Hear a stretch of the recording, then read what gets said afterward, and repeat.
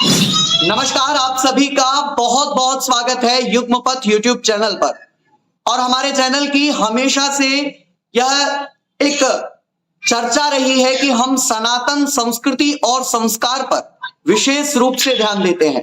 आज इसी बीच हमारे बीच में सुप्रसिद्ध कथा वाचिका और यूं कह लीजिए कि सनातन धर्म की एक बहुत बड़ी सनातन की रक्षक और सनातन को स्वयं इस उम्र से जो जी रही हैं, ऐसी सुप्रिया विष्णु प्रिया जी का मैं बहुत बहुत स्वागत करता हूं। आपका स्वागत है हमारे चैनल पर।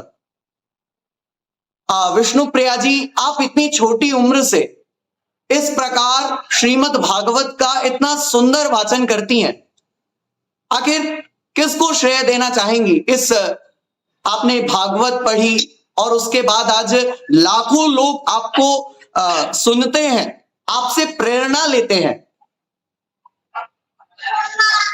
मैं सबसे पहले तो अपने माता पिता को ये श्रेय दूंगी जी, क्योंकि उन्हीं ने इसकी शुरुआत कराई, और उसके बाद मैं अपने पूज्य गुरुदेव को ये श्रेय दूंगी जी। तो यानी कि विष्णु प्रिया जी, बहुत सारे ऐसे मैं प्रश्न तो नहीं लेकर आया हूं क्योंकि आपसे प्रश्न करना मेरे अंदर इतना सामर्थ्य नहीं, लेकिन फिर भी कुछ छोटे प्रश्न हैं।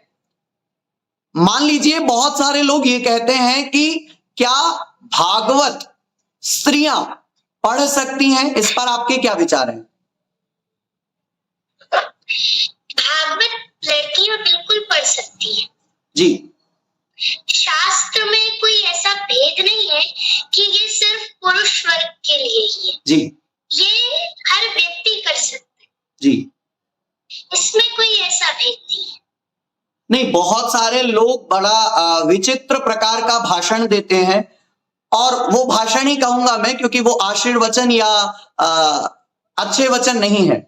वो कहते हैं कि स्त्रियां व्यास गद्दी पर बैठने योग्य नहीं है। उनको आप क्या संदेश देना चाहेंगी? देखिए, स्त्रियों में कोई ऐसी दिक्कत नहीं है।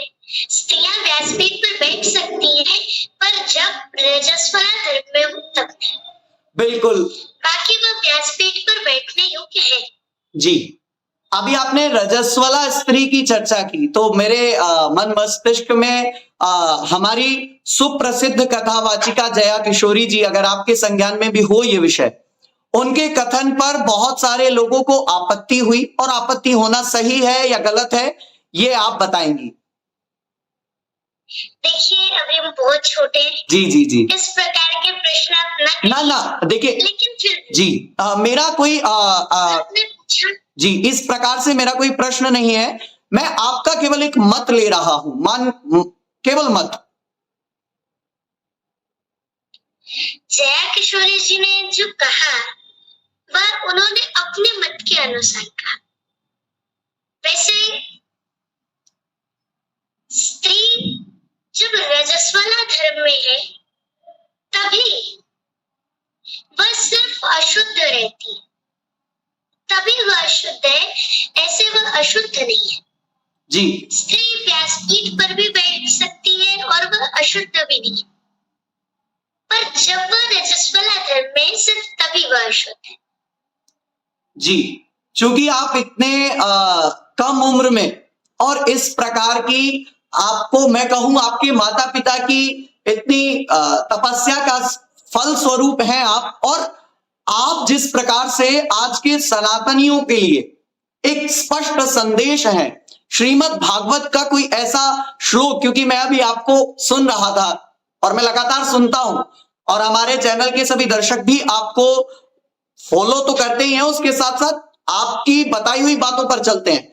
हमारे लोग ये कहते हैं कि आपने एक श्लोक की बड़ी सुंदर व्याख्या की थी, कर्पूर गौरम करुणावतारम। अगर उसको हमारे दर्शकों को एक बार पुनः तो बड़ा अच्छा लगेगा।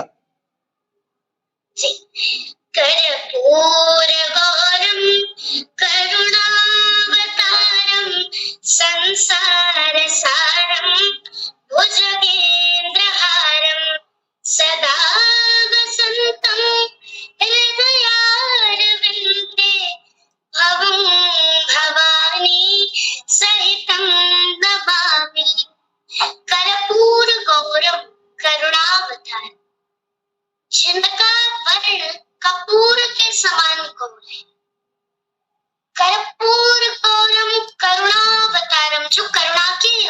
भगवान है। संसार सारम भुजगेंद्रहार, जो संसार के सार को जानते हैं और भुजंगों की माला पहनते हैं। संसार सारम भुजगेंद्रहारम सदा वसंतम हृदयारविंदे, जिनके हृदयारविंद में सदा भगवान श्री राम का वास है, ऐसे भवम भवानी सहितम नमामि, ऐसे भगवान हर भगवान शिव शंकर को हम सभी माँ भवानी के साथ कोटि कोटि प्रणाम निवेदित करते हैं। सचमुच आप अद्भुत हैं और आपसे सनातन के सभी, मैं कहता हूं जितने भी इस प्रकार के और इस लाइन में हैं या नहीं है, उनको सीख लेनी चाहिए सचमुच, क्योंकि इस प्रकार का जो शुद्ध उच्चारण के साथ आपने अभी बोला है। मैं आप अपने गुरुदेव के बारे में आप क्या बताना चाहेंगी? मेरे गुरुदेव वह प्रयाग गौरव है, अंतर्राष्ट्रीय कथा वक्ता है जी, और उनका नाम है पूज्य श्री शिवम शुक्ल जी।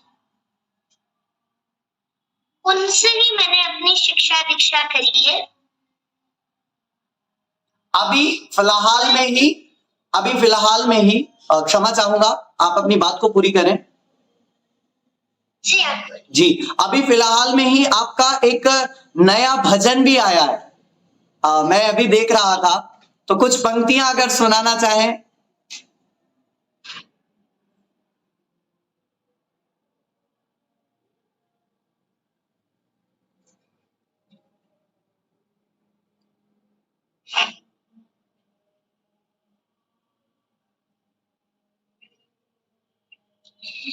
भोले बाबा मेरे हैं, मैं बेटा हूँ महाकाल का।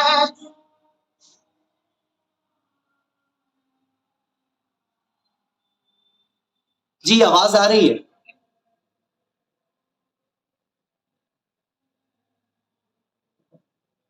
आज मैं जो कुछ भी माँ की दुआ पड़ी है, भगवान ना देखा मैंने, भगवान मेरी वही है। भगवान ना देखा मैंने, भगवान मेरी वही है।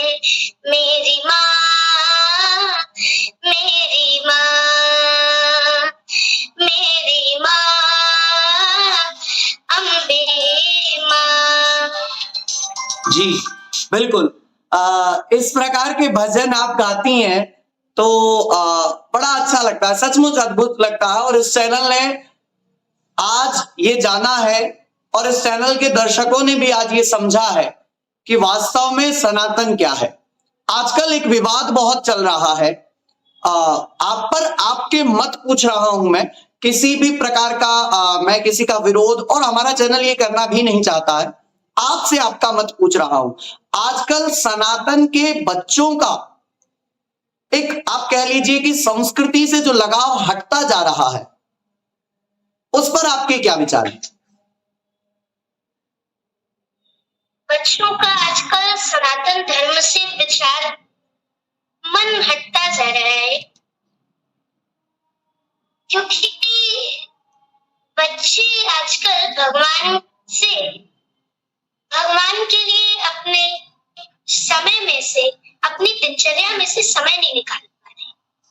यदि बच्चे अपनी दिनचर्या में से भगवान के लिए कुछ समय निकालें, तो हो सकता है कि वह सनातन धर्म की ओर जा सके। जी,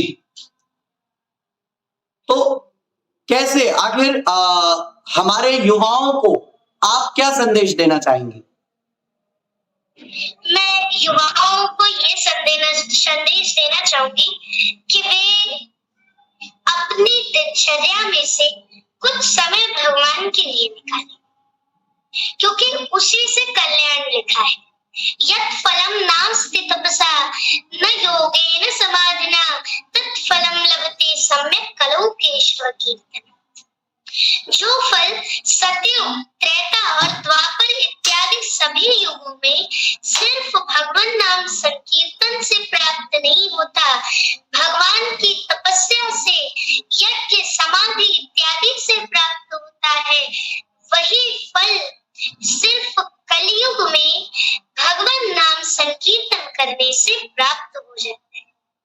इसलिए मैं आजकल की युवा पीढ़ी को यही संदेश देना चाहूंगी कि वे अपने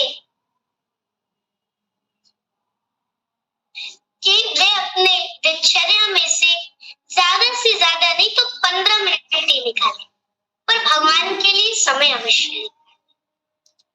बिल्कुल, क्योंकि बीच में ना बहुत समय ज्यादा नहीं हुआ है इस शब्द को बीते हुए, बीच में ही एक बड़ी ये कह लीजिए भ्रांति रही हमारे समाज में और कुछ विवाद भी हुए।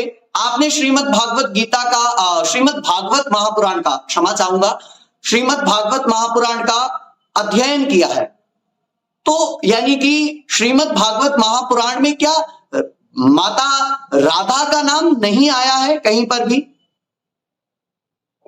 देखिए, माँ राधा का जो नाम है उससे सुखदेव जी को भय लगता है। वो इसलिए क्योंकि उन्होंने राधा जी को ही अपना गुरु माना है और जब भी वो देवी श्री राधे का नाम लेते हैं तो उनका मन समाधि में चला जाता। उन्होंने सोचा कि यदि मैंने मेरी गुरुदेव राधा रानी का नाम लिया और कहीं मैं समाधि में चला गया तो परीक्षित को कथा कौन सुनाए। इसलिए उन्होंने श्रीमद् भागवत में सांकेतिक ढंग से राधा रानी का नाम लिया है, परंतु इस तरह पूरे उन्होंने सीधे सीधे राधा नहीं कहा है, कहीं भी इस तरह कहा है कि भगवान अपनी प्रिया देवी को लेकर के इस पृथ्वी पर आएंगे। इस प्रकार सांकेतिक ढंग से बताया है। बिल्कुल, तो क्योंकि आपके फोटोज श्री, और मैं नाम लेने योग्य नहीं लेकिन फिर भी श्री इंद्रेश उपाध्याय महाराज जी, आपके फोटोज बहुत उनके साथ वायरल है और आप स्वयं भी उनसे बड़ा लगाव है, गुरु तुल्य है आपके और हमारे भी गुरु तुल्य है। तो यानी कि महाराज श्री के प्रति आपका क्या विचार है?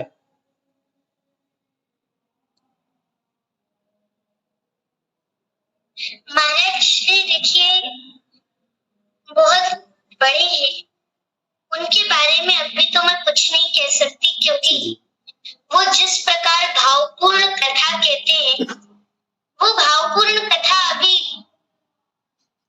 हम नहीं कह पाते। वो भावपूर्ण कथा हमें उनसे सीखना है।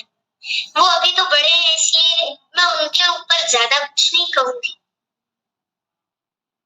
जी, सचमुच मैं सच बता रहा हूं, मैंने इतने समय आपसे बातचीत की और मुझे स्वयं को भी इतना मन आह्लादित है कि मैं स्वयं भी इन चीजों को नहीं बता पा रहा हूं।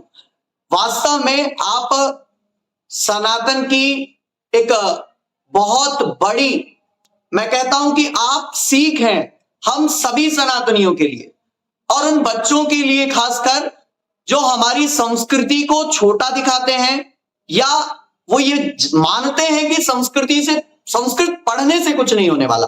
अच्छा, हमने संस्कृति पर चर्चा की, संस्कारों पर चर्चा की, क्योंकि हमारा चैनल सनातन पर भी चर्चा करता है। सनातन का दो शब्द अगर आपकी तरफ से, सनातन यानी क्या? सनातन, जिसमें सभी लोगों का हित छुपा, जी, वही सनातन है। सनातन धर्म कभी ये नहीं कहता कि मेरा कल्याण, नहीं। सर्वे भवन्तु सुखिनः, सर्वे सन्तु निरामयाः, सर्वे भद्राणि पश्यन्तु मा कश्चित् दुःखः। सबका कल्याण। सनातन का अर्थ यही है कि जिसमें सबका हित छुपा हो वही सनातन। कभी आपने विचार किया है कि हमारा कल्याण, ऐसा किसी के मन में ऐसा विचार नहीं आता। सब यही सोचते हैं कि हमारे साथ जितने लोग जुड़े सबका कल्याण। जी, यही हमारी सनातन संस्कृति है। सनातन पर लगातार हमले होते रहते हैं। मैं जानता हूं ये शब्द और ये सवाल मुझे करना चाहिए, नहीं करना चाहिए, लेकिन फिर भी आप सनातन की संवाहक हैं, सनातन पर हमले जो होते हैं उन पर आपके दो टूक अगर मिले तो दर्शकों के लिए बहुत बड़ी सीख रहेगी। देखिए, सनातन पर जो हमले हुए हैं, जैसे ऐसे तो अनेक राक्षस हुए हैं। बिल्कुल। आजकल कलयुग भी चल रहा है। जी जी जी। उस समय भी अनेक राक्षस थे। पूज्य इंद्रेश जी, आपने भी बात भी करी थी। इंद्रेश जी भाव देते हैं कि सतयुग में जिसने भी इस धर्म पर आक्रमण किया उस राक्षस का नाम थोड़ा बड़ा था, हिरण्याक्ष और हिरण्यकश्यप।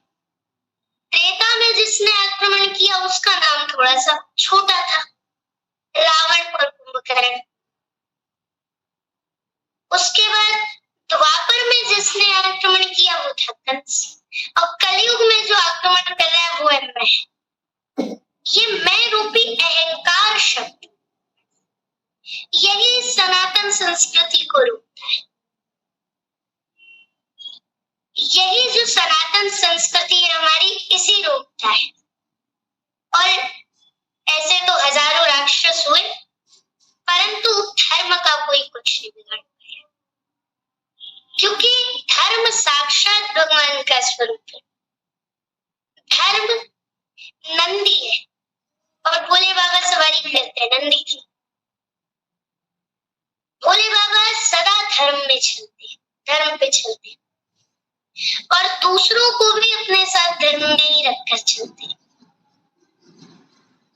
इसी प्रकार ये जो हमारा धर्म है, ये भगवान को प्रिय है। भगवान हर धर्म की रक्षा करते, पर जब धर्म में अधर्म प्रतिष्ठित होने लगता है तब भगवान उस धर्म को नष्ट करते। जी। आप बोलेंगे धर्म को भगवान नष्ट क्यों करते हैं? जलंधर हुआ शिव पुराण में एवं रामचरितमानस में कथा वर्णित है। जलंधर की पत्नी थी वृंदा। जी। वृंदा अपने पातिव्रत धर्म से जालंधर की रक्षा कर रही थी। जालंधर का भगवान शिव के साथ युद्ध चल रहा था। उस समय वृंदा अपने पातिव्रत धर्म से उसकी रक्षा कर रही थी, क्योंकि पातिव्रत धर्म के कारण वह मृत्यु को प्राप्त नहीं हो रहा था, जिस कारण से इस संसार को अब उससे भय लगने लगा। इसी कारण भगवान नारायण ने जालंधर का रूप बना करके देवी वृंदा को छला। लेकिन ये भी सही नहीं है। वहां पे एक चौपाई लिखी हुई है, उसमें आधा शब्द है कि छल करी।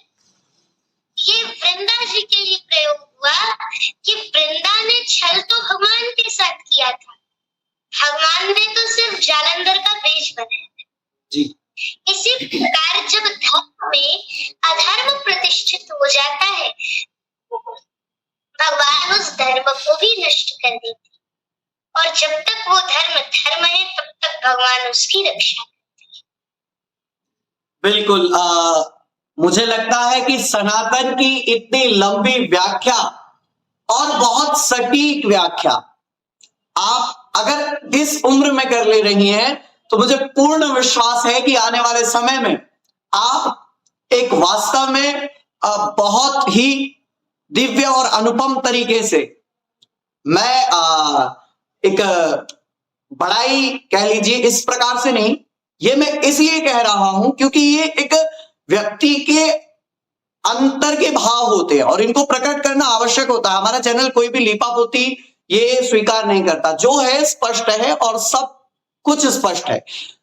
चलते चलते आपसे एक श्रीमद् भगवत गीता, सॉरी मैं क्षमा चाहूंगा, श्रीमद् भगवत गीता, श्रीमद् भागवत महापुराण जो है, इसमें कोई ऐसा एक श्लोक जो आपको बहुत ही सुंदर लगता हो और बड़ा अच्छा लगता हो, अद्भुत लगता हो, क्योंकि एक कोई ऐसा।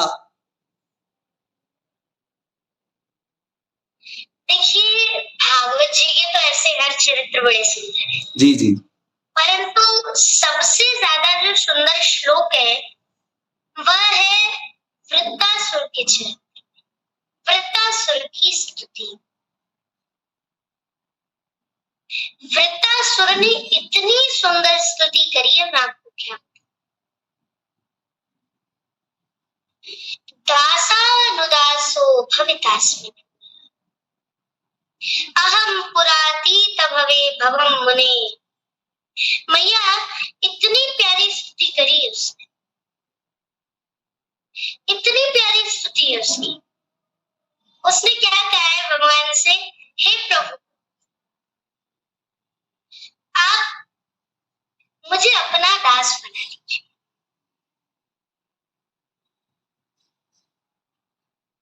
अपना दास क्यों? और यदि मैं दास बनने के भी योग्य नहीं हूं तो अपने दासों का दास बना लीजिए। बिल्कुल, क्योंकि जी जी नेटवर्क इशू था तो शायद आवाज आने में दिक्कत हुई। पूरी करें।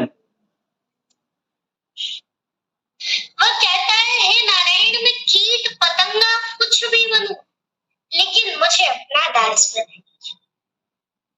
मेरे हृदय में आपकी भक्ति। बड़ा प्यारा श्लोक है।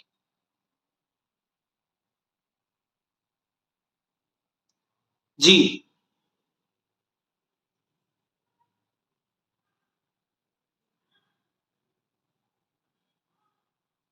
तो यानी कि अब मुझे लगता है आपसे मैंने जो जो प्रश्न मतलब एक मस्तिष्क में आ रहा था वो मैंने किए। आप अपने जीवन का कोई ऐसा अनुभव हमसे साझा करना चाहें, हमारे दर्शकों से साझा करना चाहें, जिससे हमें भी कुछ सीख मिले, हमारे दर्शकों को भी सीख मिले और सभी को कुछ ना कुछ उससे सीखने को मिले, ऐसा कोई आपके जीवन का अनुभव, कोई ऐसा विचार? अनुभव देखिए, अभी तो मैं दूसरों से अनुभव सीख रही हूँ। जी जी जी बिल्कुल। पर आपने अनुभव की बात करी है तो मैं अपना एक अनुभव आपसे साझा करूं। आपको भगवान के चरणों में प्रीति होनी चाहिए। अब वो कैसे? प्रश्न तो उठा, प्रीति तो हो लेकिन वो कैसे हो? बिल्कुल। मेरा जब मैं छोटी थी तो मैं आपको बताऊं, मैं कुछ ना कुछ यूं यूं करती रहती थी। बड़ी हुई तो मुझे माला करना आ गया। उसके बाद मैं कुछ न कुछ बोलती रहती थी। और बड़ी हुई तो फिर मैंने संस्कृत पढ़ी। ये बचपन की चीजें मुझे भगवान के चरणों में जाने के लिए काम आती। इसलिए भगवान से प्रीति हो, चाहे कैसे भी हो, प्रीति हो भगवान से। बिल्कुल। आप इस चैनल पर आई और इस चैनल पर आपने बहुत सारे विषय साझा किए। इस चैनल के लिए अगर आपके दो शब्द मिलते हैं तो इस चैनल के लिए और इस चैनल के समर्थकों के लिए बहुत ही अच्छी बात होगी। आपको कैसा लगा हमारे चैनल पर आकर और इस प्रकार की चर्चा आपसे की? हमें तो बहुत अच्छा लगा, लेकिन आपके कुछ अनुभव?